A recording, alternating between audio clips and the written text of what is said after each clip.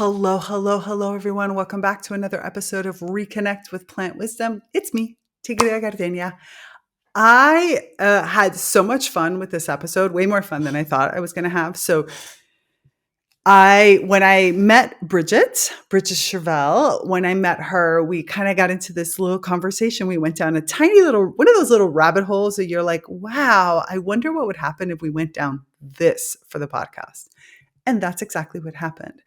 The world is changing so fast, and our children cannot be shielded from it, nor should they be, because this is their world too. This is their planet too. And so I really love the approach that Bridget Shirvell has taken for how it is to talk to children and to help children navigate the complex climate and, world ecology that we're living in this present moment. And I very much appreciate everything that she shared, because it's not about proselytization or telling you to do it and that this is better, but it's about opening up our children's minds to the curiosity of what can be done differently, the problem-solving skills, the recognition, and all these different aspects. So I'm very, very, very excited to share with you episode 118, which is Parenting in the Climate Crisis with Bridget Shirvell. Enjoy. Welcome to Reconnect with Plant Wisdom. I'm your host, Tigre Gardenia, nature-inspired mentor, certified life coach, and the founder of the Naturally Conscious community. For over a decade, I've been known as a world ambassador for plant advocacy, working closely with plants to share their practical wisdom to help you consciously embody the elements of life that nourish your evolution. In this podcast, I delve into ancient and modern knowledge from biology to spirituality about the wondrous ways of plants. Together, we'll explore how ecosystem thinking helps you overcome limiting beliefs, understand the true nature of relationships, and live an authentic, impactful life. All right, Bridget, I have to admit that when I contacted you, I was like, is this going to work? Is this going to work? Then when we started talking, I was like, oh my goodness, this is going to be such an interesting episode, very different from many of the ones that I've done. So in order to kind of kick us off and help people understand why I think this is going to be so special, can you tell everybody who is Bridget? Sure. So I'm a mom of a 6-year-old girl, which is important because I have spent the past 4 years kind of focused on how parents and grandparents and really anybody who has young kids in their lives navigate the climate crisis. And a lot of that focus has come back to nature. And I think what we started talking about was just kind of like plants and trees. And I, from a young age, started my child to start thinking about her relationship with trees and seeing them as kind of part of her like world instead of very separate from her, which is kind of what drew me to this podcast. Nice. I love it. And I think that this is a really interesting topic because you wrote a book all about parenting, specifically in the climate crisis. Right. And of course, it's a heavy topic, and parents don't know how to introduce not even how, but I would say that the first question is what to introduce. Like, what is the most important thing that a parent needs to think about? Because you don't want to tell your kid, hey, by the way, we're going to leave you a terrible planet and you've got to deal with it. Like, I don't think that that's very useful. And you also don't want to scare them and tell them, look, everybody who uses plastic is a jerk and, stay away from them. Like, that doesn't work either. So what was the impetus? Like, where did you come from? And what is the message that you wanted to, or what are the things that you wanted to share in this book? So I really, I kind of wrote this book for me. Like, it was like the book that I was looking for and couldn't find. I've been a journalist for my entire professional career, and I was very focused on food systems reporting. And after I had my kid, so I was already aware of, I guess, how the climate crisis is affecting the food we eat. But after I had my kid, I was kind of like, okay, but what skills is she going to need? I wasn't so much worried about how to talk to her about the climate crisis. I think just because I'm a communicator by nature, but I was very much like, but how do I raise her so that she's going to be able to live in this world that she's going to inherit, no matter what we do currently, no matter what the future holds? What do those skills look like? And so that really became like the basis for the book. And it's a lot of talking to, it's a lot of talking to experts, but all of the experts I talk to all have kids in their lives. So if I'm talking to a climatologist, I'm not just talking to them about the science behind climate change. I'm talking to them about, oh, well, like, how do you get outside with in nature when your kids are really little and it feels kind of like impossible to be lugging all of this stuff? Or what type of food do you eat? Like, what does your diet look like in your own household? And so I really hope that, anybody who reads this book kind of takes away the idea that there are things that they can do, that this is a big, like, scary issue, but there are things that we can all do in our like everyday lives that are kind of going to start to drive systematic change, which is what we need, but also are just going to allow you to help your kids thrive in whatever type of world they live in. Yeah, and I think it's interesting because I have one of my clients who also wrote a children's book connected to, in this particular case, the music of the plants and plants. And her intention was also the same thing, the how is it that you help bring a relationship with nature, a relationship with plants, so that the child remembers and continues to reinforce the fact that, I am nature, and that this work is something, this relationship is something that should continue on instead of that separation that kind of naturally happens. But what I find really interesting is that, to a certain extent, we don't know what your child is going to have in the future, because we don't really Right. know what's happening. And we also have to imagine that as they enter into young adulthood, the climate is going to be different. So everything is going to be changing. So I guess I'm curious as to, what do you think are the essential elements of a relationship with nature? In particular, you chose trees to work with, ideally and initially. What do you think is important for, that relationship to have, to hold, that children should keep with them and that should continue to practice with?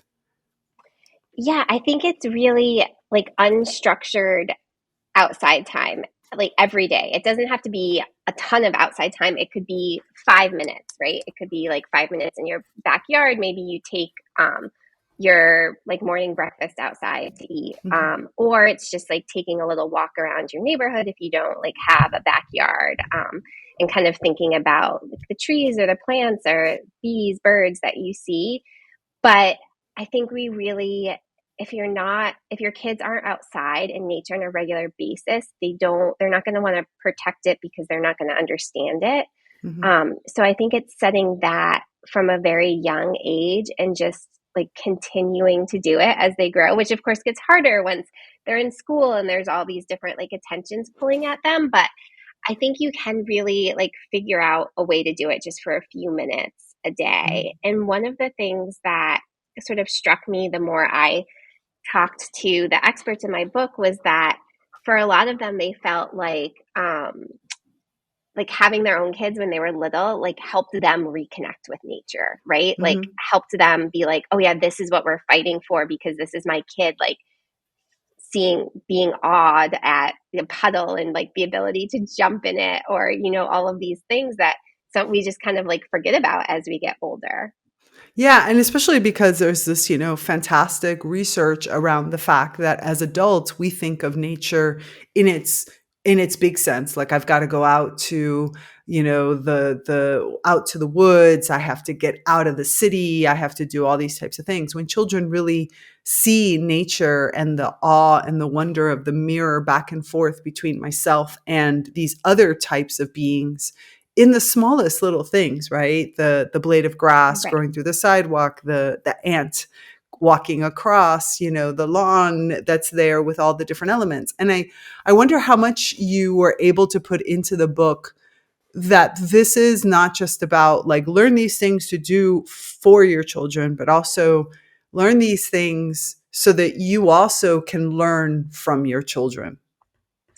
Right. Yeah, I hope that that is something that people really take away when they look like through the book, that like yes, there are lessons for your kids and how you can incorporate more environmental advocacy like as they're growing up, but it's also just like a way for parents to get involved themselves, both with and learn from their kids. There's a whole chapter on stem cells in schools, and one of the reasons why I that was really important to me is because so much of that learning philosophy is based around the idea that like your like teacher isn't just a teacher, they're also learning from the kids themselves. Like it's really much this idea of like we're all learning from each other and there's no right answer, but these are the skills that we need to figure out this problem. So I'm going to ask a very strange question. Bear with me for a Okay. second. So I was just at the time that we're recording this last week, I did a conference, and it was sponsored by the Plant Initiative. The Plant Initiative is an organization that technically it comes out of the academic system, connected to different universities and such. And yet this particular event was all about plant communicators. And so we were all these different plant communicators. And as I was listening to all of us, myself and then to the others present their talks, I found it really empowering and curious that, some of these people had worked in university settings, maybe in the schools of divinity or theology or some other aspect. I know that there are some plant communicators that are in more creative arts and that are doing things connected to performance and plant communication. And then there's like also the whole anthropology section and such. And yet there are some that are straight up like touch the tree, get a signal, something you'd experience in the new age store type of perspective. Mm-hmm. And I found it beautifully fascinating because there was this wide range of people that came from engineering disciplines to all the way to just, spiritual people that had developed this as part of their path. When you were writing the book, where did the aspects of deep connection to nature at some point pass over what can be scientifically proven, right? If you're going to really connect, there is a part of just straight up to a certain extent faith, like belief in yourself and what you're feeling and what you're experiencing and such. Science, in my opinion, will eventually catch up to us. I am convinced that Right. everything that we're feeling has a scientific basis to it. But in some cases, we're just not there yet. Like we don't know how to measure those senses. We don't know how to understand what the plants are signaling to us and all these types of things. As you're thinking about this with your own child and obviously in the book writing towards other children, how did you deal with that kind of line between, wanting to stay in the factual world and at the same Right. time trying to keep that awe and wonder, which is also scientifically proven, but not so easy to describe? So I wrote most of the book when we spent a summer in the Lake District in England. And so there's a whole chapter on animals, right? And if connecting with animals from a young age can help you be more of an environmental steward. And so I start the chapter very sharing my own personal experience, right? Of watching my kid on this farm surrounded by alpacas and she's feeding the alpacas. Um, it was like so blissful and such a fun thing to see, but I'm not really sure if the science is there that, oh, this experience is going to like turn her into somebody who respects the environment. I think it is because I think that those experiences all like help you and help you connect with the planet around you, but the science isn't quite there yet. So Right. throughout the book, it's sort of a mix of, expert interviews, scientific studies, but also just my own personal experiences and kind of the note of like, we don't actually know, the science isn't there yet, but this is what people think. There was a child psychologist that I spoke to a lot, and she focused on the idea of that kids who grow up with pets in the house, depending, of course, on how the pets are treated, right? Because that's a whole wide range. But if the pets are treated very much like a part of the family, that can help kids develop the idea of like being nurturing in general, and taking care of the planet, other people. But, until very recently, there wasn't a lot of data about that because it wasn't even a thing that pediatricians wouldn't ask you if you had a pet in your house. Now I think they mostly all do, but like years ago, we just didn't know. We didn't know how many people like had young kids and pets, so there wasn't really a baseline to kind of compare it. So sometimes it's just that we are slowly catching up to the reality of people's lives. Yeah, and I think that that's what is interesting about all of this. It's somewhat, I mean, it's all experimentation, which even just that is a really positive thing when we're talking about, the types of traits to instill, the idea of stay curious, the idea of open yourself to new experiences, the idea Mm, of the fact that your connection to nature takes many different forms because as a being of nature, we as humans have developed this language thing and we have certain kinds of gesturing and we have certain ways that our faces and our mouths and our everything moves. But again, looking at the family dog or the family cat, those expressions are very different and still very, very valid. And then when you go farther away from, the species, the animal species into plant and maybe fungi species and trying to say, look, all of these species are also communicating in their own way and expressing right. themselves in their own way. And it's up to you, dear beautiful child, and all adults, by the way, for you to develop what is the mechanism. How do you interpret and how do you come into contact with whatever that communication is? Like, is it a feeling? Is it something you feel in your skin? Is it something you feel in your body? Is it something that you interpret from the way that the colors are and the shapes are? Like, all of it is fine. It doesn't really actually matter because the important part is that you're taking into consideration this other being's needs and this Right. other being's experiences. And I think that that's probably the most important part, especially because, I mean, if we really think about it, this connection to nature not only, I'm sure that probably the primary thing that comes to mind is the idea of like us as human beings being really good stewards. But honestly, the answers to how to adapt, change, deal with, work with, potentially backtrack in some cases when possible, climate change is actually in the natural world anyway, because it's only kin that have survived it. Like we haven't, we haven't been Right. able to get there. So anything that allows our children to get a head start, that's like, hey, you see that plant over there? Go sit. It's whatever you receive, because that whatever you might receive might be the breakthrough that we need in the future for us to, I don't know, adapt our own skin to not feel so hot or some Right. other type of thing Yeah. that is going to happen. Do you find does the book, and maybe I'm just giving you a part 2, the workbook. Like, did you include activities for parents to do with their children, or is that I something you've did. contemplated?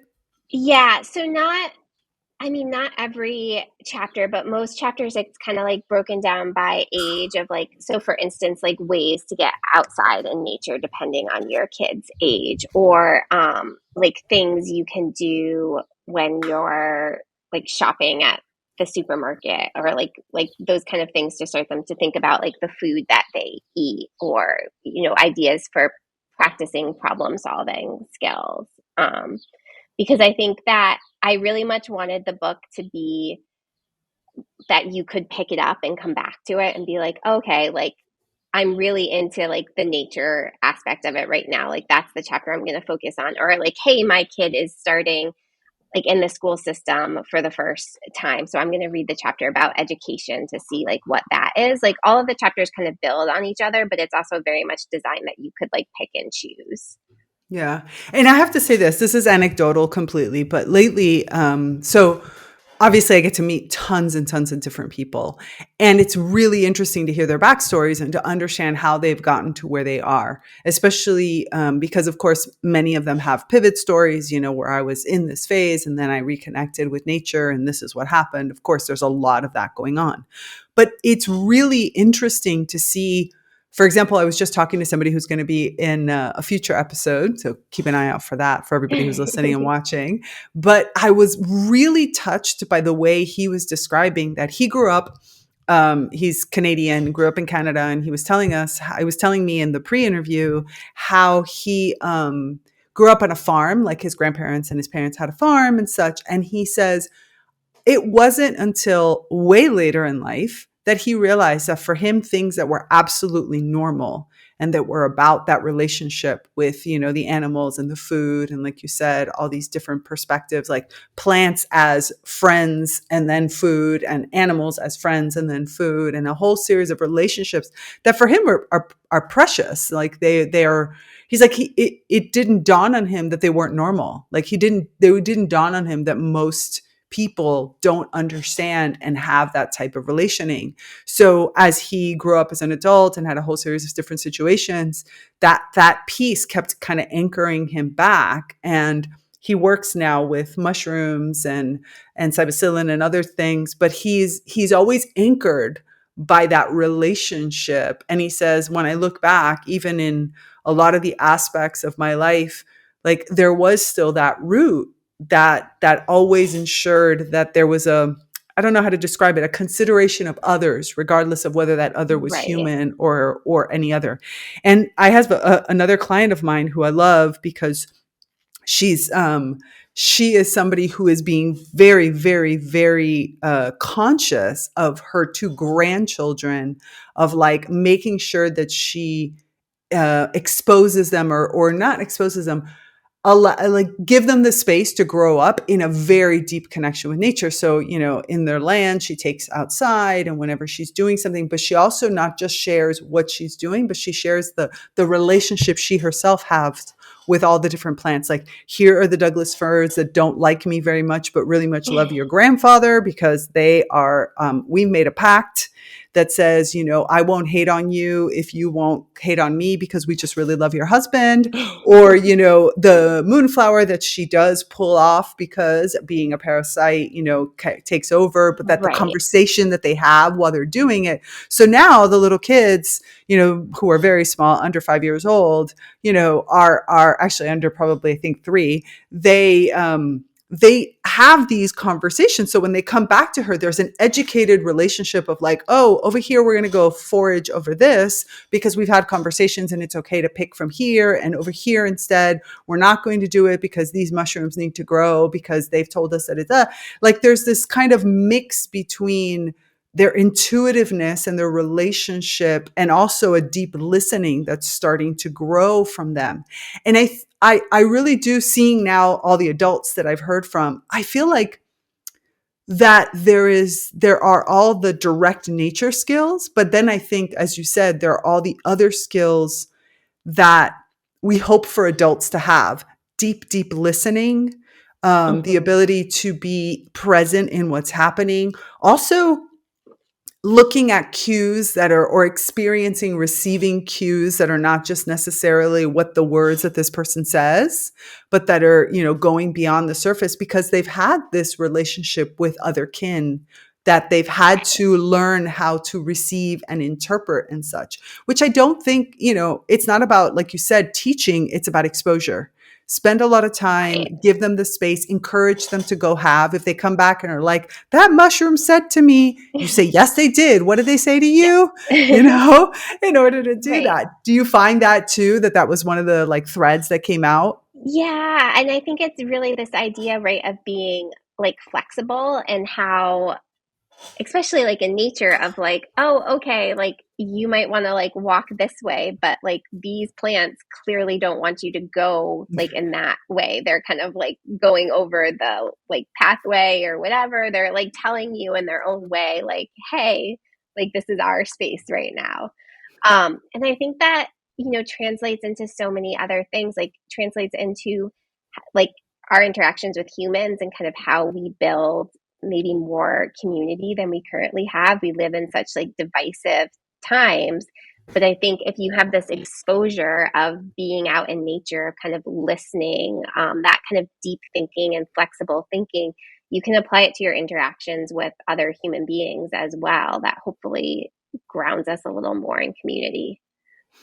I think that that's such an important piece of this, that myself discovered it, way forward, like way kind of down the path I was. Because when I started working with plants really closely, of course, there was the fascination. There was the whole, oh my goodness, I didn't know that plants were communicating in this way. I didn't Mm. understand. I'm now looking at another being and saying, oh my goodness, you're, conscious, you're aware, you know what's going on around you, you're aware of me. And then all of these different pieces. But then over time, I started to discover my own relationships with other people, other humans, as well as other beings start to change. My relationship, even my relationships with dogs and cats. Like I am a very big cat person, love cats, and not so much a dog person. But I think nowadays, when I see dogs, for example, today I was in somebody's home and the dog came in, and I was having a conversation with the dog that was just very different than what I would have done maybe 15 years ago, where, Mm. you kind of treat the dog a little bit, I don't want to say a little stupid because, well, but I think dogs are stupid. No, I'm just kidding. Like, but I'm just saying, like, the dog had done something and I was looking at the dog going, you did this to yourself. And it was funny because I was talking in English and I live in Italy. So, but the dog just happens to have an English, like, the couple, she's Italian and he's Okay. British. So I spoke in English. She's like, he understands everything you're saying. I'm like, oh no, I can tell. He knows what I'm saying. And I was like, you did this to yourself, because he locked himself in a room. And I'm like, you locked yourself in this room. Now you're stuck here. And he just looked up like saying, and you could tell he was thinking, he was like, how the hell am I going to get myself out of here? So it was like, had to rethink, because it wasn't brute Yeah. force, wasn't going to get him out of the room.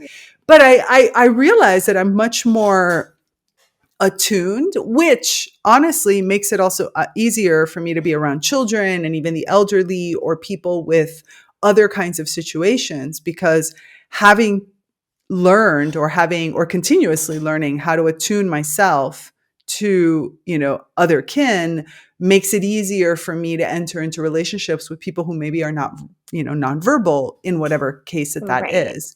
And I think that these are great skills to give to children from a very early age without having to like teach them. Right. Right. Yeah. I mean, like, a lot of kids are right afraid of bees. Bees have been like a huge thing. And I like when my child sees a bee, I'm always like, it's not gonna like hurt you unless you like bother it. Like then it's gonna like tell you you're too close to it. But also like we need the bees because they, will give us food. They pollinate the flowers. And so now when my kid goes outside, she's like, oh, the bee told me it really likes those flowers and not those flowers. I'm like, oh, okay, like you're less afraid now and you've developed this whole relationship with them. I love that. I think that that's such an important piece, and it's what we know is going to make a big difference, because that's what's going to, prevent her from, I don't know, going off and buying things that she knows is going to hurt, the bees, or making Right. those types of moves. It's incredible to me to see that disconnection that happens. Did you find any I guess what has been parents' reaction? Like, do you feel like parents are starting, because you have to remember, parents themselves are disconnected, right? So here they are trying to Hmm. keep their child connected to a world that they themselves are disconnected to. I guess maybe that's my question. My question is, how do you feel, how do we get in touch with the parents? How do we get the parents to understand the Right. importance? I mean, I can imagine that that's the reason why you called it not reconnect your child to nature, but instead, climate crisis, alarm, alarm, alarm, parents, do something. Right.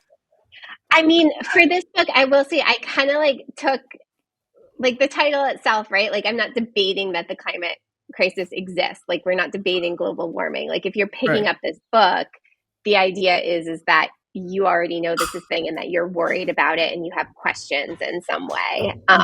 So in that sense, I think like some of the work was like done for me with the title. But yeah, I mean, one of the things that I have heard back from parents that has been really great has just been for them to say, "Oh, I like learned some practical tips that I can apply in our own life."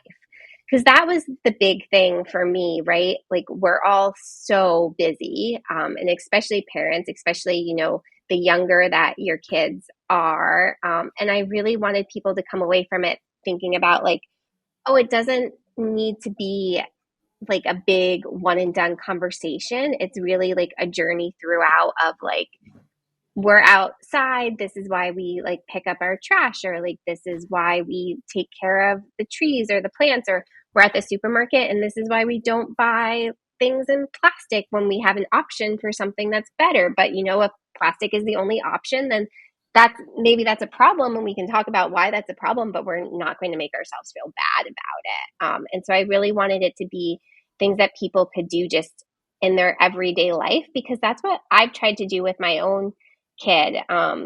She I kind of set the groundwork very early on for her to understand that like fossil fuels are making the planet hotter. And I really did that by following her lead. She wanted to know once why, when she was, I don't know, she's probably 2 or 3, and she was like, why is our car quieter than grandpa's car? Right. And like, I it didn't even occur to me, but we've always had an electric car, and her grandpa's car, who she, like, my parents live like a mile from us. She sees them a lot. She's in the car with them a lot. Like, they have a gas powered car. That's not even something that would have like occurred to me, but was something that she noticed. And then we could have a conversation about like, oh, like our car runs on something called electricity, which means it's cleaner for the air and, better for the planet overall. And that was like a conversation we had when she was 2 years old. And now she has set the groundwork for her to already understand that the earth is warming and why that's not necessarily a good thing, but also like that there are things people can do to make it not as bad. Yeah, it really is a lifestyle shift, right? It's about helping. I mean, in some ways, I once was working. I was at a conference at one time with Dana Baumeister, who is she's one of the co-founders of biomimicry. You know, the whole design inspired by nature, and we were talking about this conversation of, do you target children, adults, teenagers, school age, what? And she herself was saying, I admire people who, work with parents and work with children in particular, because she was saying, that means that you really believe the world is going to exist when those children grow up and they can make the change. She's like, I'm an impatient person. I want to work directly, with adults that can make changes today. And I was saying, and we were having this really interesting conversation about how, while that is true, because I understand that, because I'm like that. I like working with adults. I feel like, there's a whole thing. But I do recognize that there's something really beautiful about working with an adult, working with a parent, because in reality, you're actually helping them with their children, but inadvertently, all of that just is back on them. So it's like you are working with an adult. You just happen to be, kind of helping them see things through their children's eyes.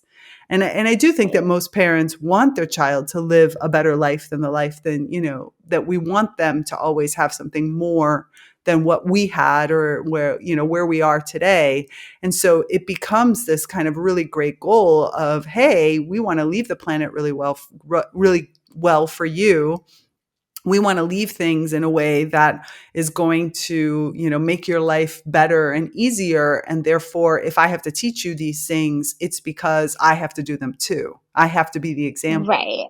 And I think that like the thing about working with parents is that parents are playing the long game already, because they Hmm. know that like it's a marathon, not a sprint. Like, yes, sometimes I want action to happen a lot like faster than it is, but parents already know that like you're kind of just planting the seeds for like things to continue to take off, which is like a little bit about how I have slowly made myself think about gardening. We have a house and that has like decent amount of land, and I was very impatient with it at first because it was all grass, and I was like, well, I want it to be more like wild. I want to do this. I want to do this. And I very slowly have come to the realization, I'm like, okay, like I planted apple trees. Like those apple trees are going to take like 20 years to look like anything that like a kid could climb on, right? So my kid's not necessarily going to enjoy them, but somebody else's kid might, or maybe my like grandkids will. And so it has kind of forced me to like think about the longer term goal than like this instant. What kind of changes have you seen in your own child from this work? And are there things that maybe you didn't include in the book that now you think, oh, if I ever write a part two, or when I write articles, I want to focus on this, because, I mean, we always discover new things, but as part of the process. But I'm just Right. curious as to what changes that you have seen. I think that, so by the time this book came out, like this was her first year of like regular full time school. And so I think that has been an interesting change, because she just seeing the way she interacts with people at school. For instance, on Earth Day of all days, she came home with like a plastic necklace that had plastic beads on it. Like I think the teachers were trying to like teach them about pattern making, and those were the materials they had. And she was kind of like, "Oh, I asked my teacher about the plastic, but she said it was okay because it was just a little bit of plastic because like she knows that like we don't use a lot of plastic." So of course I kind of had to balance that conversation of like, okay, I want you, like, first of all, I'm so proud of you for even asking that question, Asking. right? For That's pushing back. amazing. That's Like that. And amazing. she is kind of like a shy kid who does not like to stand out. So just the fact, I mean, the fact that anybody would, but especially knowing her personality that she asked that question, I was like, I am so like proud of you and like so glad that this is what you did. But then also had to have kind of like a conversation of like, well, like even a little bit of plastic isn't like great. Like maybe there are some solutions that we could like suggest to your teacher for the kids next year. And so I think I didn't really, when I was writing the book, I think I was still in this place where I could control most of her like day-to-day life and her day-to-day interactions. And like very quickly when your kid gets into school, that kind of goes out the window. So that I think, and I mean, I've struggled with it like with myself, right? Like I go to like kids' birthday parties. We just had 3 birthday parties that we went to over the course of 3 days. And, you know, some of the parents know what I do, some of them don't. We were at one birthday party and a mom came up to me and she was like, "Are these styrofoam plates killing you?" And I'm like, "Well, they're not great, but like we're here at this party. Like, what am I going to do about it?" Right? Right. Like, we're celebrating someone's like 6-year old. So it is just kind of that like other people's reaction, that I think I didn't like think about it as much.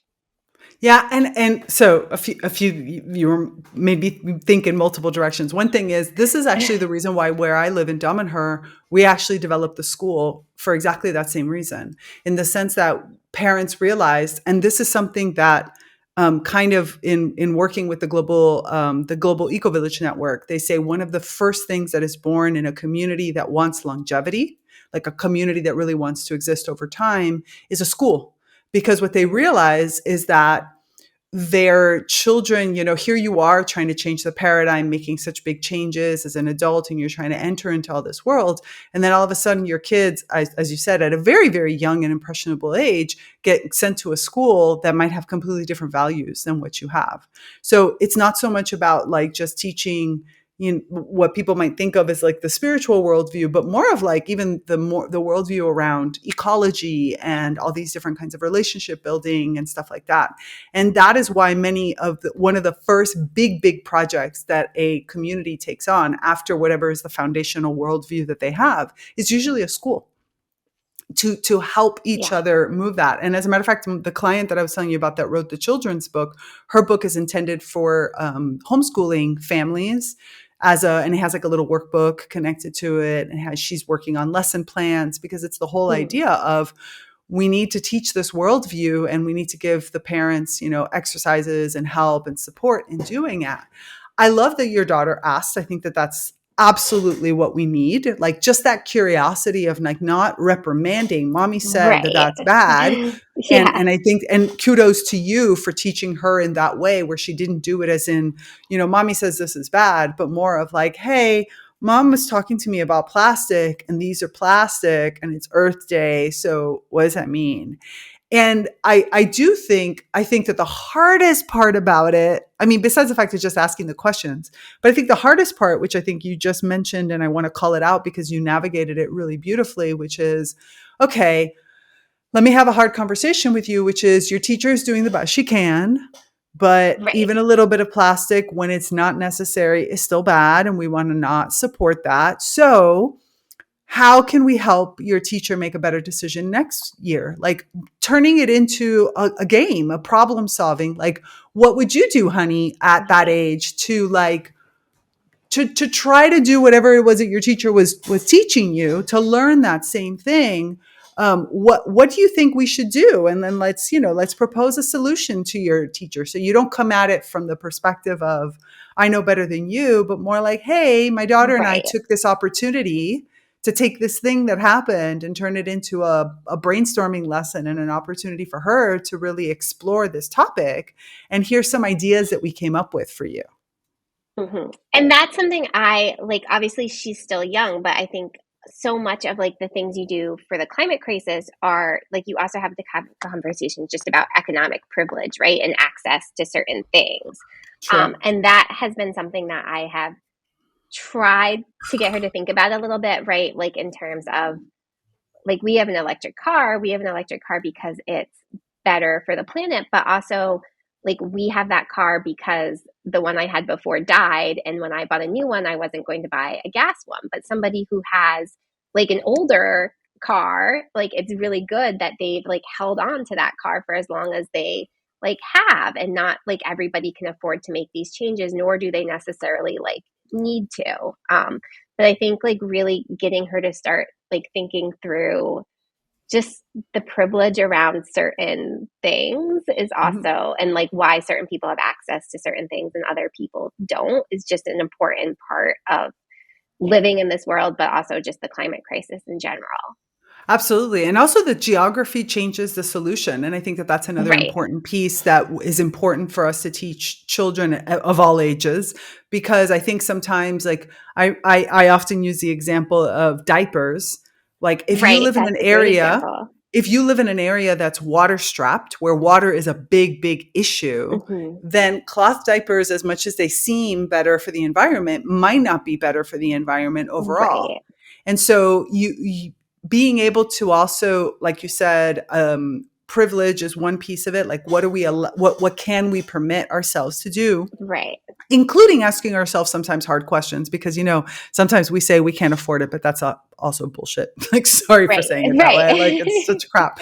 But also, like, what are the right questions to ask? So the right questions are, just kind of as you were saying, you I don't think you said it like directly, but the way you said, which is, recycle, reuse goes above, actually reusing or Yeah. repairing and all these parts go before even recycling, goes Right. before, replacing and all these different aspects. And I think that helping that scale so that you ask yourself questions. Okay, first, what can I do if something I have breaks, or if I'm going to try to create something? What can I do to first reuse something that I have? How can I repair, these things? And kind of understanding that recycle is near the bottom, not near the top. It's like Hmm. something that we have to think about in a different way. One, two, also understanding that some of the questions we have to ask is what is available to me in the geography that I am, because just Right. because it's something that's super regenerative or sustainable in some other continent doesn't mean that I should ship it over to where I am.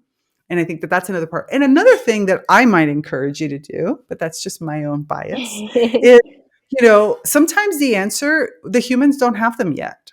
And sometimes it's Right. nice to just say, go outside, and or inside if you have, a house plant that's become like a friend, and Hmm. go ask and see. In some cases I've seen people talk about, introducing them depending on your worldview and what you believe in. Like, go ask the plants, go ask the fairies, go ask the mushrooms, go ask the Right. gnomes, like whatever your worldview might be. But instead of, you don't have to look at it all internally just to yourself, right? This relationship and is about learning the wisdom that other beings, other human beings, as well as other plant beings, other, nature beings in general have. And so, I don't know, go sit with the family dog and ask, Right. certain Ask. questions. Yeah. The dog might say, "Well, I don't know." And then that's great. Then go over to somebody else. Like, if I was going to honor Earth Day, dear cat, how would I honor Earth Day for you? Right. If I'm going to go honor Earth Day, dear, I don't know, whatever, oak tree, how am I going to honor it for you? Might be really interesting to see, what What they come up answers come with. back. Yeah. Yeah. No, I completely agree. We have, this reminds me that I don't do very well with like indoor plants. I'm much better with outdoor things, but we do have this one prickly pear cactus that I have had now for like 10 years. And Woohoo! yeah, my daughter has like a friend who sometimes she'll come over and she will like actually just go over and say hi to this like prickly pear cactus. And that is just like something she has started to do like on her own, that she did probably like from the first time she was ever in the house. And sometimes she'll come to me and she's like, the cactus says it's really thirsty. You haven't been watering it enough. And I'm like, okay, we can get Yes, some water. ma'am. Yes, ma'am. That's exactly what um, we want. You like, yes, go. all right.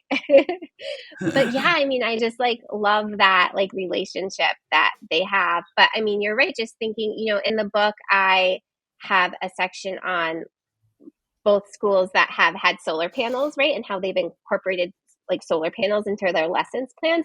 But then also talking to a person out in Alaska where they are using wind turbines because like solar panels don't make sense there. So that's like Right. that is a very important aspect to think about your geography. And that is something that just overall I've tried to stress with the parents I have talked to of like, you kind of have to think about it of like, this is where I am at this place in my life, and these are the types of decisions that I am able to make. Because I think people sort of worry sometimes that they have to do everything perfectly for the Right. environment. And if they can't, they're not going to do anything. And I'm like, no, you just have to do like what you can for this particular stage of your like life and your parenting journey. Up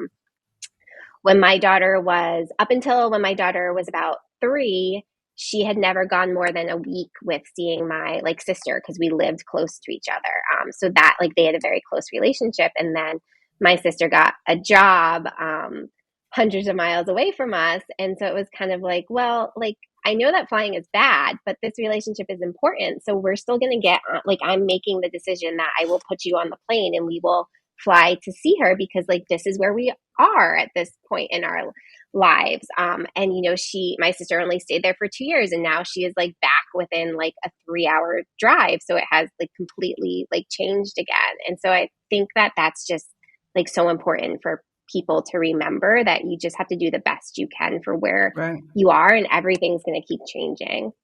Well, and I think that as you're saying these things, I also think that it's really important for parents to consider where to bring the children into these conversations to help them Hmm. understand your decision-making process too, which who Right. knows, by the time they get older, they might have other solutions, which are great.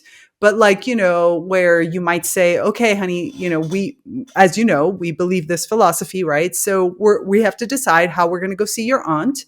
And so let's have a conversation. There's here are all the methods we can think of. Drive for Hmm. this many days.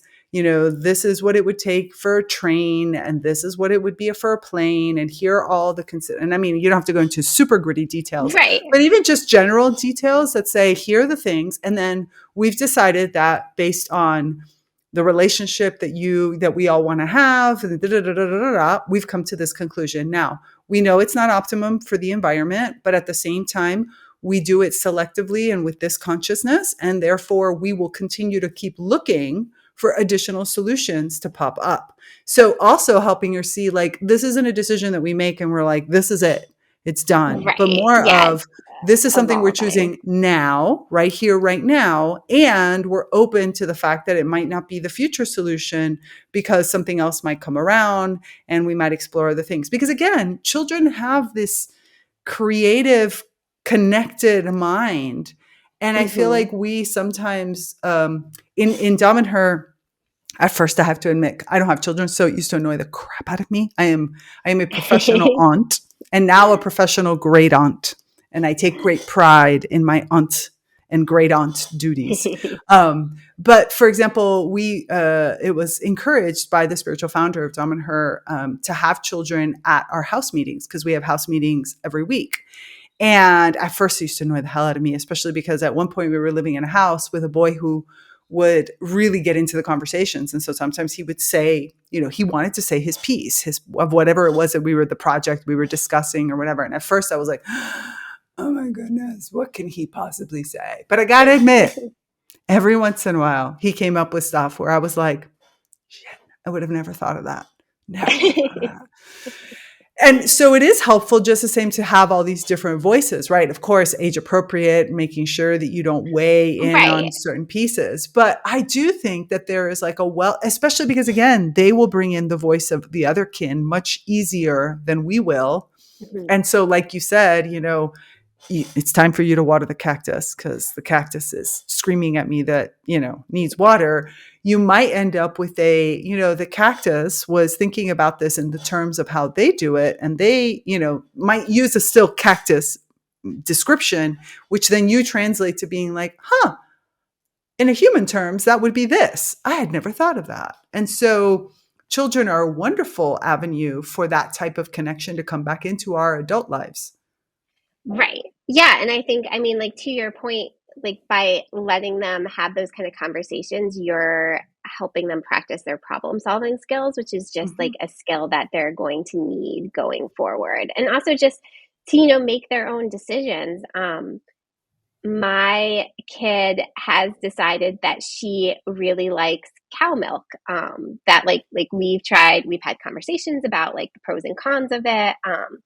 We I prefer oat milk most of the time, but she very much has been like, I understand this, but I don't like the taste of oat milk.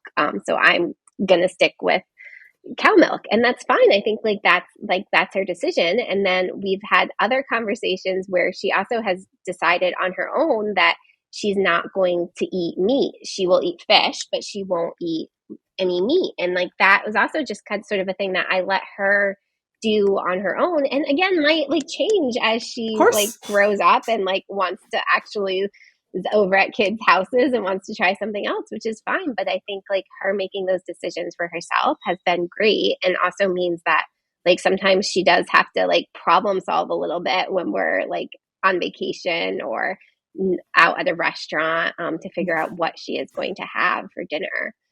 Yeah. I have to say, so we live in our shared homes are called nucleos. And I lived in a nucleo once where we were moving towards the direction. So we had very specific needs because we were right in the middle of the forest. A it was a treehouse village in the middle of the forest. And I we had very specific needs because of the way that the septic system and things like that were.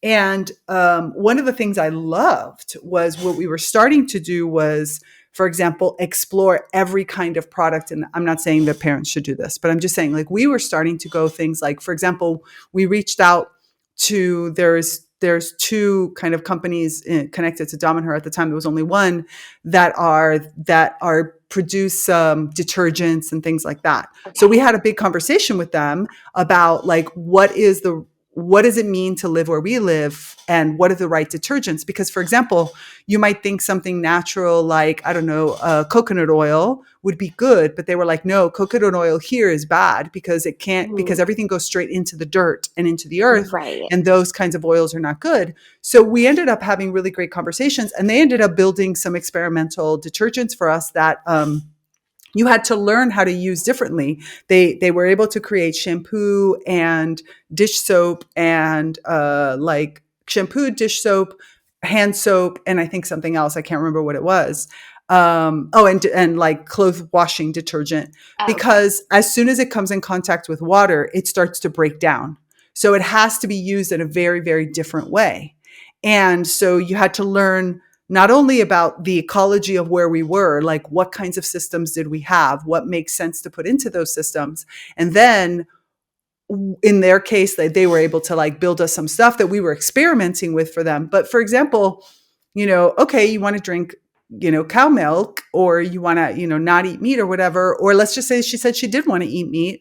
Okay, how can we make sure that the meat that we're eating comes from the right Right. sources and all these things? I think one of the beautiful things in all of this conversation is about making the decision-making process, especially relating to the products we use and the way that we do things, becomes part of the family dynamic. And I think that that's Hmm. something that we stress here in Dom and Her a lot of like, we should be making all these decisions together. We shouldn't leave things just because we've always done them that way, because the world is different. Everything is Right. changing. And so therefore, it would be great for us to be more conscious and to also know that we need to renew those changes because things might change. New products might come in the market, new situations might happen around us. And so maybe you do have cow's milk because you go and you get it from the farm and you get to know those cows and you start to understand how the farmer is taking care of them. I once taught a series of my students that came to Dominher for a retreat. It was really fun because I took them to a place where they were able to ask questions to the growers of the plants. And they made decisions not to buy plants from certain growers because those growers were not using mechanisms that were good for the plants. They were treating the plants as commodities. And they were like, I don't want to support that. And I don't want those plants to have to support that.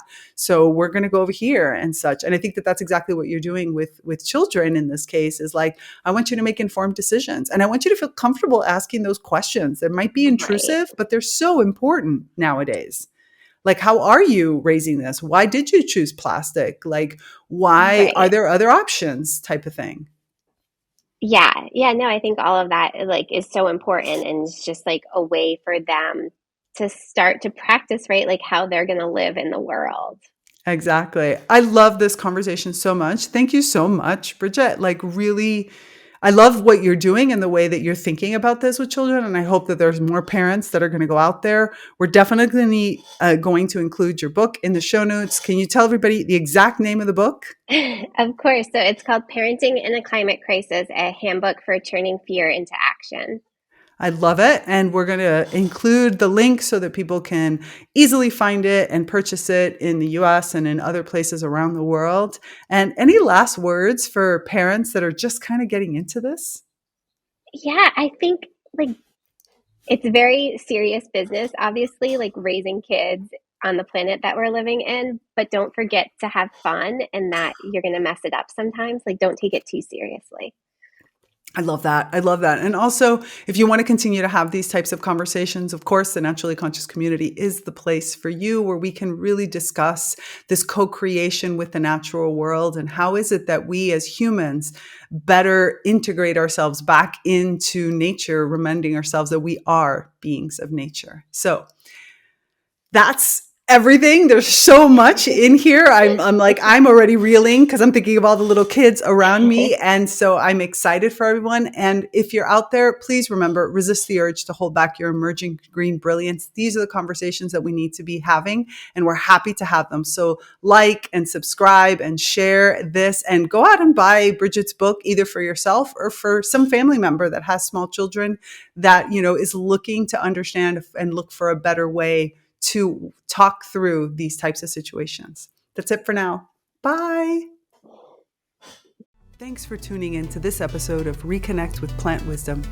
To continue these conversations, join us in the Naturally Conscious community, your premier online ecosystem for plant reawakening and accelerated evolution and co-creation with other kin. Here, you'll find expansive discussions, interactive courses, live events, and supportive group programs like the Plant Wisdom Book Club and the Sprouts Writing and Creativity Group. Connect with like-minded individuals collaborating with plants to integrate these insights into life. Intro and outro music by Steve Shuley and Poinsettia from the Singing Life of Plants. That's it for me, Tigria Gardenia, and my plant collaborators. Until next time, remember, resist the urge to hold back your emerging green brilliance. I'm out. Bye.